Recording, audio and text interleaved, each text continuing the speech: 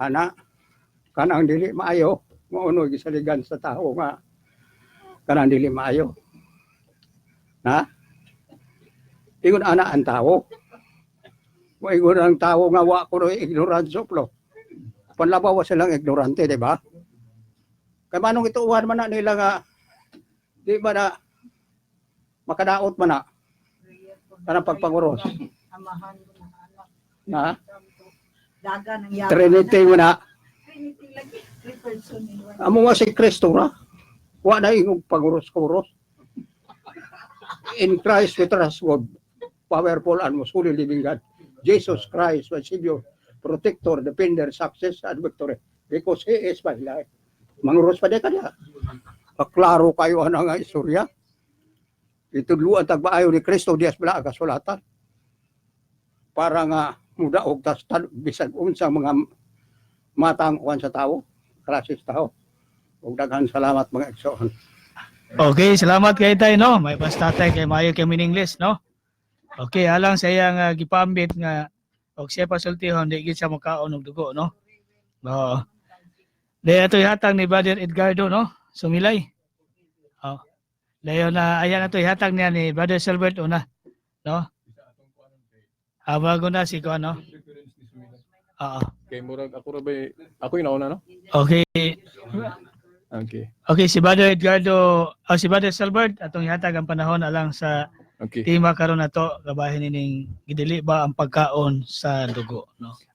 Sa di pa ko ay sa ikuha ng oras ha. Sa akong i-explain nga nung muuna ko kay ni Isbilay kay Katoliko ra ba ang moderator dayon. Murag sa nakita na ako ganina murag ako may nauna no. Kay murag nauwahiman din. Matingala niya si Sumilay nga nung ako mo ipaawahi nga first come first serve man basig mingon nga aron sigurado yung awahin ta musulti o di na makareact ang pikas no. Basig moingon sila bias ni moderator kay ipaawahi gyud ang Katoliko parang wa nay maka react. So muna nga ako'y muna parang Sumilay mo maka-rebat sa atong argumento. Okay. So good na Brad. Sige sila. Kanang di mo ta gusto kanang murag something maot ba? Okay. Ngano nga ang Katoliko mukaon na og dugo?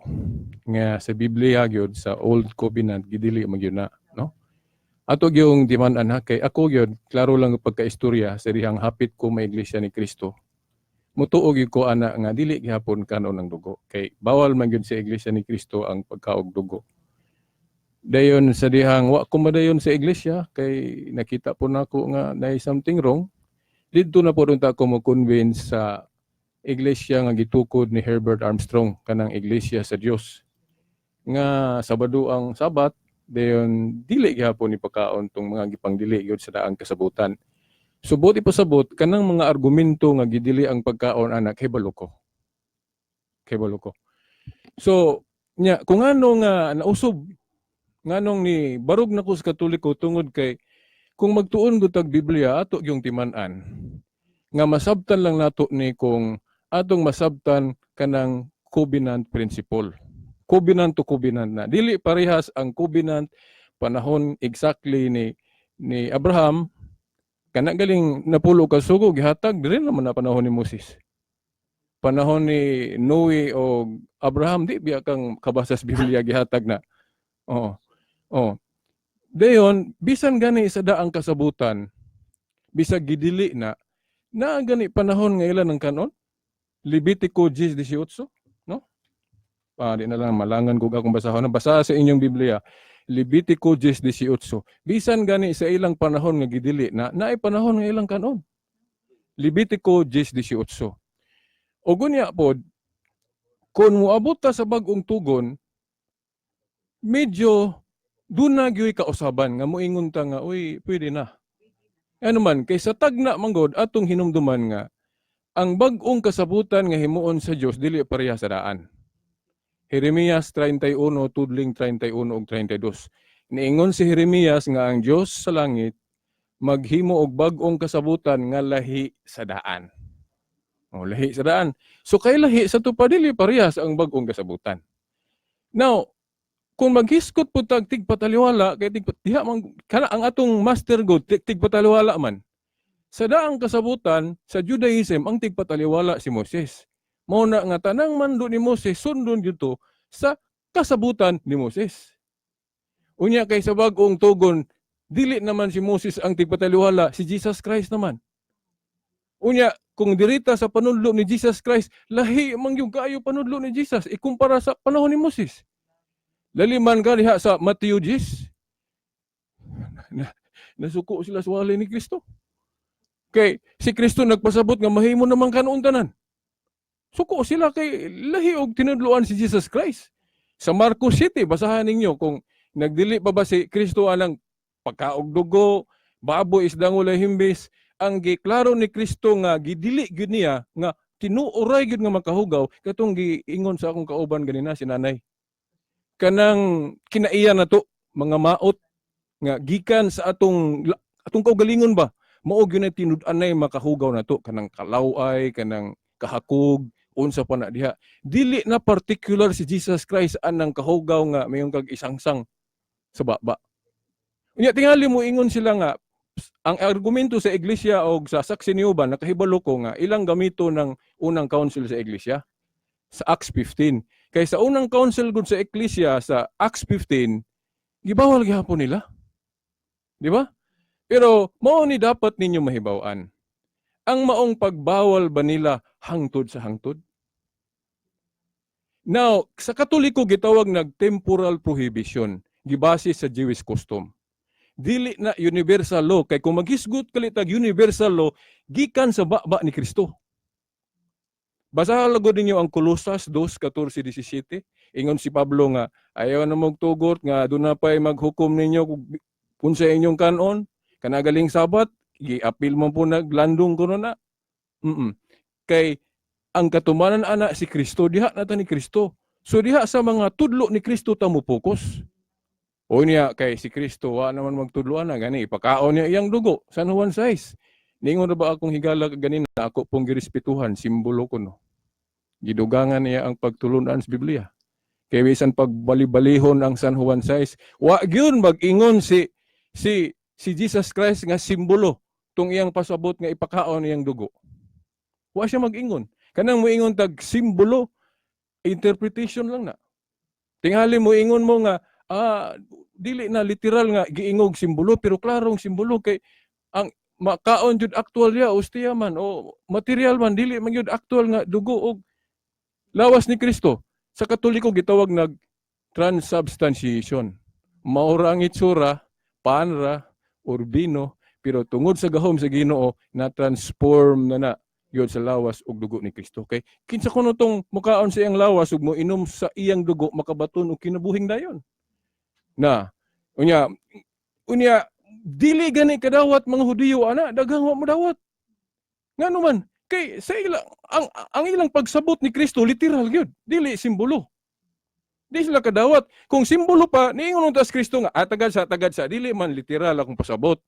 Wala gyud niya giingon nga oy tagad sa wa mo kasabot simbolo ra to. Wala. Gipasagda ni Kristo sila nga musabot jug literal. Di sila kadawat kay naa silang unahuna nga usam maning nagtudlo na to nga ipakaon na mo kuno dugo. Nga klaro na sa atong nabatasan nga dili ipakaon. Oh. So mao na mga igsoon. Dayon kung moadto ta ni Pablo nakasabot magis Pablo. Mahimong kanon na gyud na no Roma 14 no. Ingon diri si Pablo sa Roma 14:3. Ang mukaon bisag unsa dili angay maghukom sa tawo nga utanon ray kanon. Ug ang tawo usab nga utanon ray kanon dili angay maghukom sa tawo nga makaon bisag unsa kay gidawat na siya sa Dios. Mukaon bisag unsa. Now, asa ni gibase ni Pablo sa Jewish law ni? Dili. Kay naagay gidili sa paggaon sa Jewish law. Asa gibase ni Pablo ni sa Christian universal law. Kay mo yung kitag universal law kadtong sa gospel. Marcos 7, tanawag nagtudlo pa ba si Kristo diag dili gyapon pagkaon ng dugo? Wala. Sa buhat 13:39 kita mga Kristohanon dili ta i-justify o matarungon sa balaod ni Moses. Basahan ninyo, buhat 13:39. Kay i-justify ta sa balaod ni Kristo. Mao na nga kadtong katong sa Acts 15 nga gibawal na temporal prohibition in honor sa Jewish custom. Nya binding to sa ilang panahon kay gitagaan lagi sila authority ang mga apostoles, binding and loosing. Ang inyong idili diri syuta, idili sa langit, ang inyong itugot. Sa ato pa sa unang council sa iglesia, agree ang Katoliko nga gibawal pag yun na. Pero Jewish prohibition, dili universal prohibition. Kay kung moingon gatag universal prohibition, dagan tas gospel kay naa si Kristo nanudlo sa gospel. Unya kay kanang balaod sa mga apostoles mapasa man na sa mga obispo, kay ang katungdanan sa presidente mapasa man sa mosunod, so ang katungdanan sa mga apostoles mapasa man sa mga obispo, so ang mga obispo adunay gahom sa pag-abrogate anang temporal prohibition anang pagdili sa pagkaog-dugo at the Council of Florence, kung ako masayop, mga 1500, nalimot ko sa exact. Sa Council of Florence gi-abrogate na kay gi-rason sa maong council nga i-Christianize na nato tanan, di na nato sagulan og Jewish. I-Christianize na to tanan. Unya binding na sa langit kay ang inyong idili diri sa yuta, idili sa langit, ang inyong itugot. So para sa regular sa atong constitution ron 1986 og karon doon na mga usab-usab. Doon na mga usab-usab. So ang binding nga balaod ron at present. Dili ta atong panahon sa Council of Jerusalem. Ngano man kay sa ila man tong panahon. The same authority man sa mga obispo nya kana laging pagdili sa pagkaong dugo. Dili man na universal law. Temporal man na. Jewish God. Kung moingon kita universal pang tibuok kalibutan. Unya kinsa may mediator sa pagtulun-an nga pang tibuok kalibutan, Jesus Christ dili si Moses. Dili si Moses. Sumao na nga sakto ang mga obispo sa ilang pag-abrogate anang Jewish prohibition sa pagdili og pagkaog dugo kay dili na universal law. Okay, kung dili ta mutahod sa ilang authority, sama ra nga wa ta mutuo anang giingon ni Kristo nga gahom sa mga leader sa simbahan, ang inyong idili diri sa yuta, idili sa langit, ang inyong itugot. So si Kristo may wala na tutuo kung dili ta muuyon sa mga obispo.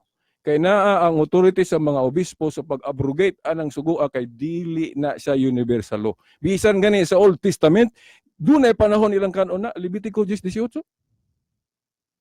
Di ba?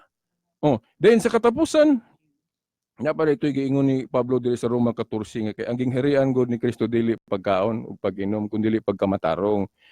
Kung maghisgot gyud pagkamatarong, asa si Kristo nanudlo sa iyang universal law ana? Marcos City. Dito siya nanudlo unsa universal law. Unsa gi makadaot sa tao dili na nang isungsang sa baba. Ang makadaot gyud tao kanang iyang batasan gikan sulod mga kahugaw.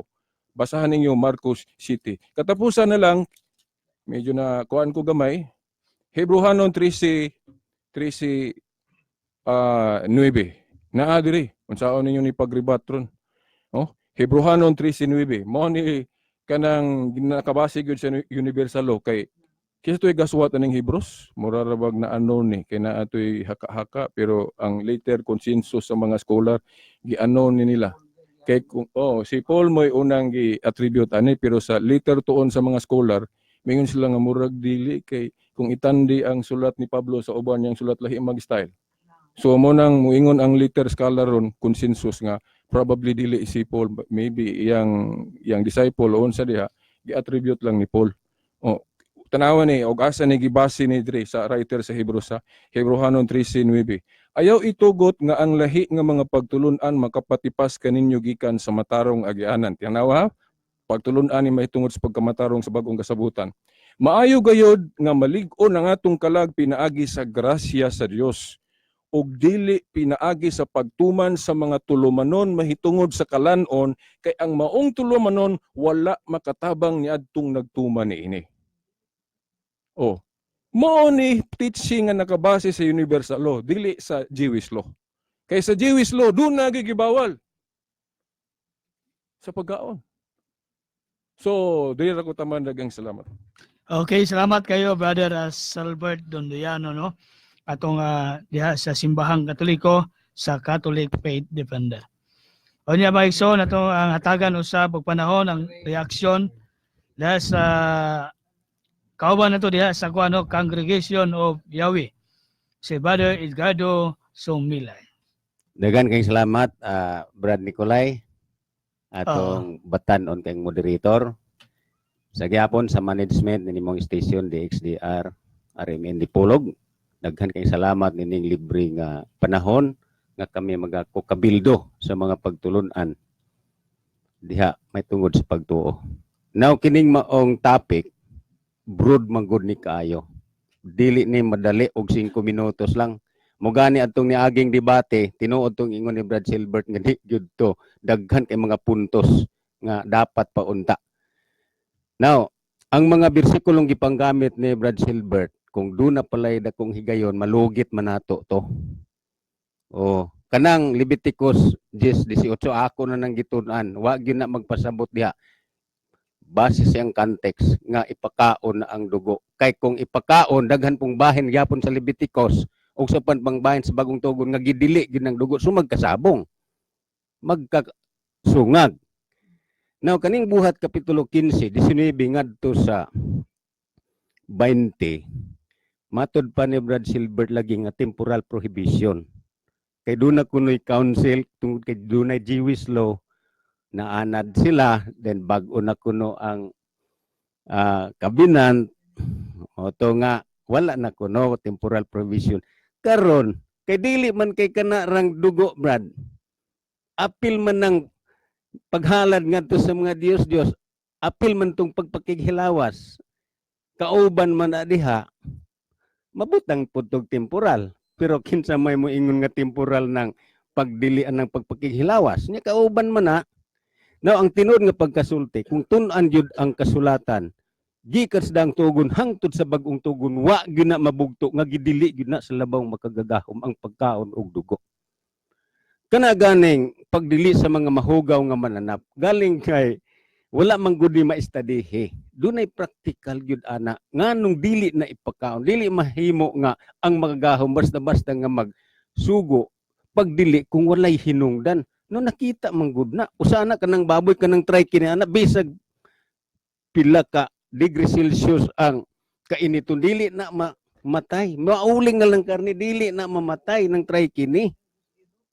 Unya, ngano man nang og mag-abuno og dugo ngadto sa mga tao dapat kinahanglan ilaboratory. Kay basig na AIDS na ay unsa pa diha. Ang atong makagahon manggod sa paglalang niya sa tanang binuhat, yan ang gilain dan doon na ipakaon doon na dili for health reason. Ang atong makagagahom maoy nag-unaan nang may tungod sa panglawas hangtod karon nagpabili na.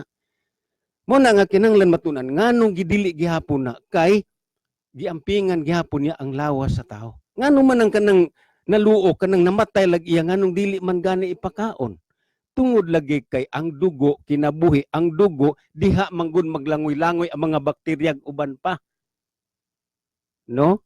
So, inig kanang naluok, inig absorb sa dugo kay di man nakagawas na ra ng mga kagaw, bakterya. Muganing dili pahikap ang patay nga baboy kay patay naman na automatically kung imo nang hikapon ikang buhi mo, balhin man na nimo kanang try kini. Mo na nga mingtag authority. Now sa Congregation of Yahweh, kung maghisgot tag matuod nga iglesia, muuyon man taan ng binding and loosing. Pero sa matuod nga iglesia god, mo ganito sa niaging debate, ang matuod nga iglesia dili maghubad-hubad ang ngalan sa matuod nga ngalan sa manluluwas.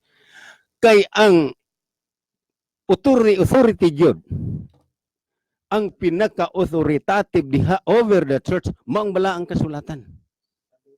No? Ang persons in authority diha sa iglesia, sa church organization, mga elders na ay madaghang bersikulo. Muna ang mga tinugyanan sa iglesia.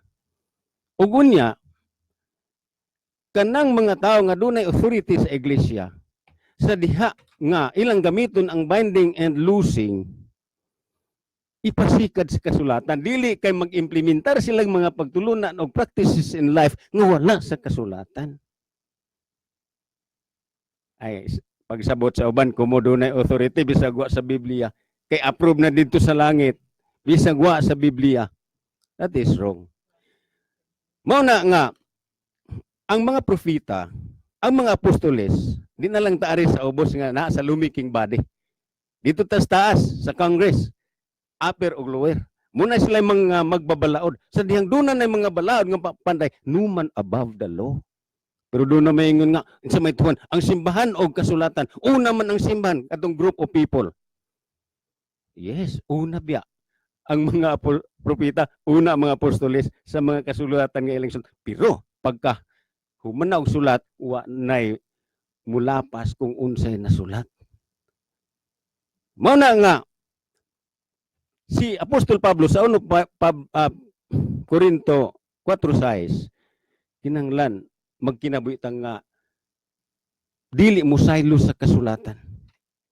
Muna nga kung maghisgot tag authority sa binding and loosing, kinanglan mo pa implementar ta og mga doktrina nga kanang naagyod sa balang kasulatan, dili gyud makita sa kasulatan. Now kanang giingon nga temporal prohibition kadtugong sa Jeremias gigamit to ni sa atong higala 31 ato nung po nang gitun-an kay ako po ng bersikulo sa una sa pariha pa pud migbiyo kay inana biya pud ko sa una may tungod sa Old Testament doctrines, laws, covenant. Kanang Kolosas 2:14 paingon pa gyud sa unahan. Kay tinud kanang Kolosas 2, God. Kanang ayaw kamo paghukom naman mi kaigsuunan sa Israel. Sila maoy nakakita sa mga mas duol nga original nga mga kasulatan. Muna nga ang interpretation gyud sa mga Hudiyo ana kay diha sa Roma 3:1 ngadto sa 2 sila baya gipiyalan sa mga pulong sa mga dili baya ang mga hintel. Ang interpretation ana or nasabtan jud sa mga Hudiyo mao ang pasabot nga anang pag-ingon nga ayaw tuguting adunay maghukom kaninyo meaning tagagawas. Ang mga Sabbath keeper o sa dietary law keeper munay bot ipasabot ni Apostol Pablo nga dapat way maghukom nga tagagawas kung unsa inyong paagi. Dili kay nawagtang. Now kanang Jeremias 31 na magsugod padung sa unahan, tan-awon ang context. Dili malaras. Ang buot man gud dito sa context ana ipasabot nga ang sistema kung asa gipahiluna no? Kay kaniadto sa papan kung maghisgot ta og mga kabalauran sa linukot, sa papan sa bato. Pero sa bagong kasabutan sa papan sa mga kasing-kasing.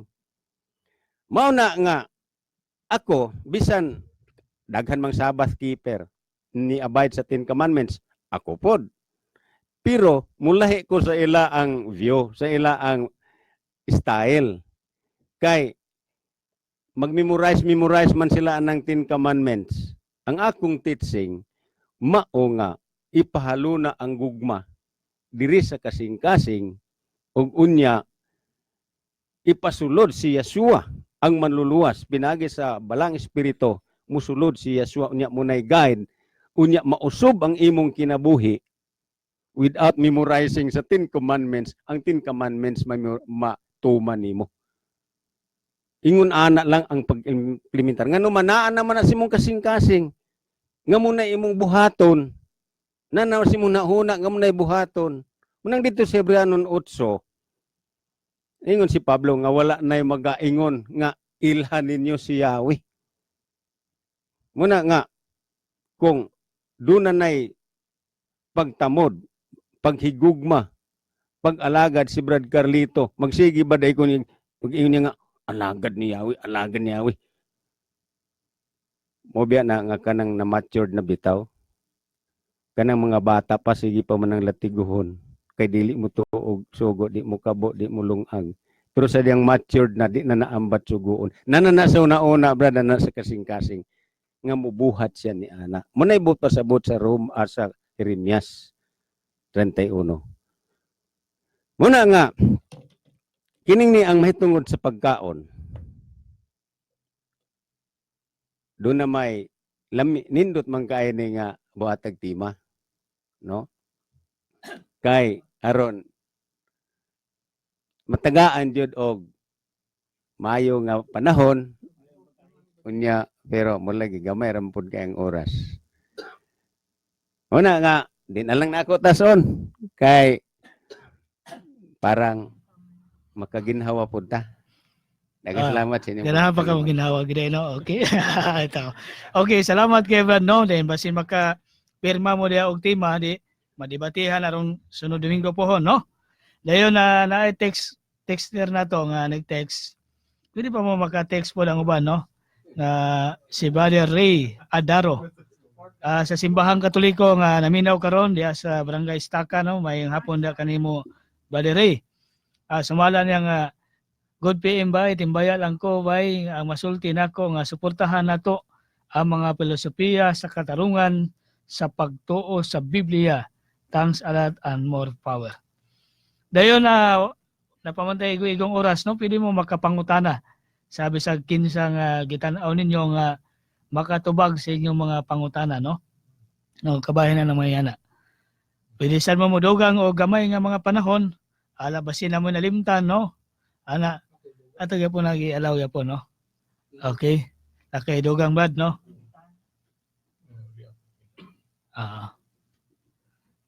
Sige bad. Brother Kalito sa Muyag atong igsuon sa Assembly of Daghang salamat Brad no. Akong balikon pagbasa kining teksto sa Buhat 15 versikulo 20. Nag-ingon, ato hinuon silang sulatan nga dili sila mangaon sa hugaw nga mga pagkaon tungod kay hinalad man kini ngadto sa mga Dios-Diosan ug nga likayan nila ang salawayong pakighilawas nga dili sila mukaon sa bisan unsang mananap nga naluok ug sa bisan unsang dugo. Ang gihisgutan din ni Brad, dili kay dugo lang sa naluok, kundi sa bisan unsang dugo. Sa ato palakip na ang dugo sa wala maluok, mo na gipasabot din ni. Mo na hinungdan nga ang dugo sumala sa mabasa sa Biblia sa Bagong Tugon, dili yung pagpakaon sa mga katawhan niya. Daghang salamat. Okay, Brad, salamat kayo sa mga pagdugang din. Doon ay reaction po si Brother Salbert Dondiano at tagaan sa panahon, no? Okay, positive ug negative man. So, sa negative man to. So, sa nata sa pagkuan pod sa Katoliko nga side, no? Sa Katoliko nga pagtan-aw sa balaod, atong tan-awon ang tinor sa balaod. Kung moral gali, bisan pagbagong tugon padayon gina. Para sa nang ayaw pangawat, ayaw panapaw. Pero galig nature sa balaod, ceremonial, sa to pa pwedeng iluag mahimo. Example nga authority nga gigamit sa panahon ni Moses. Bawal unta sa Dios ng divorce. Pero sa kagahi sa ulo, tungod sa authority ni Moses, naaman sila mga leader sa una naapoy authority binding and loosing. Si Moses nitugot na lang sa pagpakigbulag, pero ang rason ni Moses tungod sa kagahi sa ulo. Pero dili gid unta na. Pero nganong gi-approve man na sa daang tugon tungod sa gahom nila binding and loosing. Pero pag abot ni Kristo, kay naaman pud si authority binding and loosing, giluagan na pud na. Dili na pwede ang divorce. Mo na example binding and loosing. Unya kanang authority gihatag man na niya ni Pedro, unang Santo Papa, leader sa biker ni Jesus Christ, Mateo 16:19, Pedro, ang imong idili diri syuta, idili nako sa langit, ang imong itugot. Dayon dili man maginusara si Pedro sa pagpangulo na may mga apostoles uban, sila yung tanang apostoles kang gitawag na sa Katoliko ug magisterium. Giingnan sila ni Kristo sa Mateo 18:18, ang inyong idili diri syuta, idili sa langit, ang inyong itugot. Sa Council of Jerusalem, ang magisterium, unang magisterium, mga apostoles, ilang gibawal na. Uy, agree. Pero ang pangutana, asa nila gibase? Universal law o Jewish law? Mayon kita Jewish law, temporal. Timana na to na, Jewish law, temporal. Pero tanawon sa nato, kay dili pud sa tanang balaod sa mga Hudiyo, tanan temporal. Dili ha, na ay moral gapon. Nga bisag bagong tugon na ta ipadayon gyapon sa mga pare, wanang ayaw pangawat ay panapaw, common man na, natural law man na. Pero sabat nga na ceremonial essence na, pwede na. Agi sa authority binding and loosing. Kanang pagkaon maubod. No? So mauna. Then kung pananglitog ang yung kapakinghilawas, bawal gapon na kay moral mo na. Pero Katoliko, bawal gapon. Kanang paghalad sa Diyos. Murag di po siguro na mayo. Pero dili na siya, that is external lagi hapon na. Okay. O ngayon kag health reason, ma-apply na to tong giingon ni Pablo. Kay mukaon kag sa dili di nakapagasadon, no? Roma 14:3. Ang mukaon bisag unsa dili angay maghukom sa tawo nga utanon ray kanon, ug ang tawo usab nga utanon ray kanon dili angay maghukom sa tawo nga mukaon bisag unsa kay gidawat na siya sa Dios. Sa ato pa katong giingon sa akong higala ganina, Brad Sumilay nga kung ang imong rason nga di ka mukaon for health reason, okay na. Okay na. Pero kung mayong kag religion, dili na na. Wa na gibawal sa religion na. Oh, ako di ay ako mong ingnon, kay bulo mo asa ko tigpalit og sudan. Dili biya dili biya tindahan sa Katoliko akong palitan og sudan. Adventist. Ano man? Kay for health reason maglikay kog mga fatty foods pag amping sa akong lawas. Oh, for health reason, mahimong di ko mukaog baboy for health reason, pero for religion dili na, wa na magbawal si Kristo ana. Kini di ang mukaon bisag unsa og vice versa, dili na kanu tahukman kay gidawat na siya sa Dios. Oh. So mao na no kung mao manggali na reason, kung miyong kag bakterya o rason lang bakteryal sa ato pa material, di raman siguro kanang mga baboy mo na bakterya, bisan pa siguro baka, bisan pag manok kung matapta na kay subject to infection gihapon bisag unsang mananhapa. Di ba? So kung mao na rason, no? So mao na din sa authority ibase na to. Umingon si Brad Sumilay kaganina nga oy ibase gyud sa nasulat. Na unsaon pag reconcile anang 1 Timoteo 3:15 nga ang iglesia haligi og sukaranan sa kamatuoran. Unya ang manudlo ra ba ang iglesia dili tanan sulat. Ingon si Pablo sa 2 Tesalonica 2:15, barog kamo nga malig-on sa mga tradisyon nga among gitudlo kaninyo pinagig verbal message o sulat. So dili lang kay ang nasulat. Ikaduha sa namulong si Pablo anang pulunga, wala pa'y compiled New Testament. Ang ila lang kanang humandaan nga references Old Testament. Di ba? Kano saan nasulat ni Pablo ng unang Timoteo? O kanang nasulat ni Juan ng Book of Revelation? Di ba? Makaingon galitag. Kung nauna pagsulat ni Pablo ni unang Timoteo o wahitong Juan, makaingon galitag. Uy, giduga nga ni Juan. Na? O ginanaon na ito pagsabot. O ginanaon na ito pagsabot. So mauna nga, ang naminaw ninyo, naminaw na ko. Matod pa ni Kristo sa Lucas 10:16. Address na sa iyang mga leader ha. Unya, wala ragi niya giingon dito nga kinahanglan ang inyong ibase kana ra yung nasulat. Wala may Jesus Christ. Kay ang tradisyon apil haligi og sukaranan sa kamatuoran ang iglesia, no? Importante sa katapusan maingon ko nga kung dili mo grant ang langit sa unsay giluagan sa iglesia diri syuta, useless tong paghatag niya og authority. Sa iyang mga lideri niya wa man dili man binding. Pero muhatag ko ninyo usa ka example nga gidesisyonan sa mga obispo nga kamutanan mga dili Katoliko ni Uyon. Kanang pagtino pila ka basahon ang New Testament. Di sa ta magisgot og Old. Kinsang konsilyo ang nagdeklara nga 27 books lang ang New Testament.